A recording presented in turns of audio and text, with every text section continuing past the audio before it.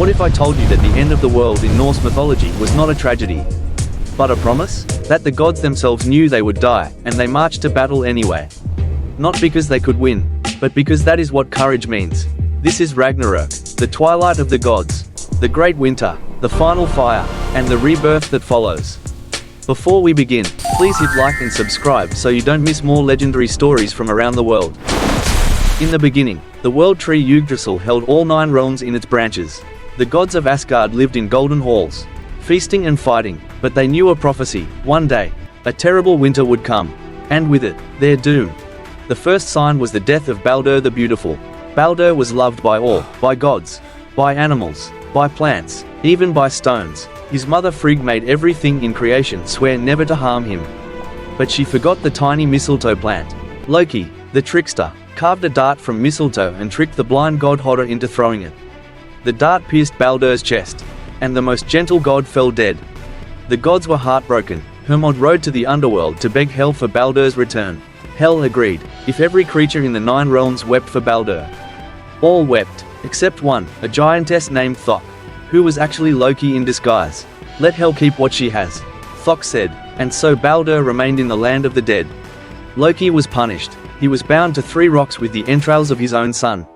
A serpent was placed above his face, dripping venom. His wife Sigyn held a bowl to catch the poison, but when the bowl filled and she turned away, venom fell on Loki's face, and the earth shook with his screams. Then came Fimbulwinter, 3 years of snow and ice, with no summer in between. The wolves Skoll and Hati swallowed the sun and the moon. The stars fell from the sky. Earthquakes split the ground. All chains broke. Loki rose. The great wolf Fenrir snapped his fetter. The Midgard serpent rose from the ocean, its coils encircling the world. A ship made from dead men's fingernails set sail, steered by Loki, and from the south came Surtr, the fire giant, with a sword brighter than the sun. Heimdall, the guardian, raised his horn Jullahorn and blew a single, long note. It echoed across all 9 worlds. The gods knew Ragnarok had begun. Odin rode to Vigrid Plain. Behind him came the Einherjar, the souls of brave warriors who had died in battle. Thor's chariot thundered. The 2 armies faced each other, gods and heroes on one side, giants and monsters on the other. The battle was terrible. Odin charged Fenrir, but the wolf swallowed the All-Father whole. Thor crushed Jormungandr's skull, but the serpent's venom flooded over him. Thor took 9 steps, then fell dead. Loki and Heimdall fought until both lay slain. Tyr and Garm killed each other. Freya, who had given away his magic sword for love, fought Surtr with only a deer antler. He fell.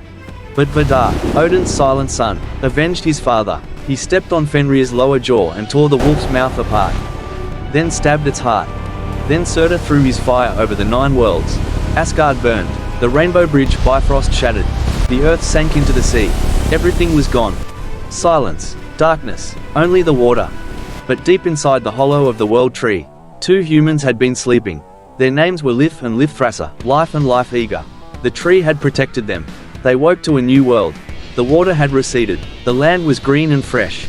A new sun, the daughter of the old sun, warmed the air. Lif and Lifthrasir walked through the morning dew. They found a golden hall, even more beautiful than old Asgard. There, the surviving gods waited: Vidar, Vali, Modi, Magni, and to their amazement, Baldur and Surtr returned from Hel, forgiven and whole. The gods welcomed the 2 humans. They shared a feast. Outside, a new world tree began to grow. Animals returned. Birds sang. Lif and Lifthrasir planted seeds. Children were born. A new generation of humans spread across the land.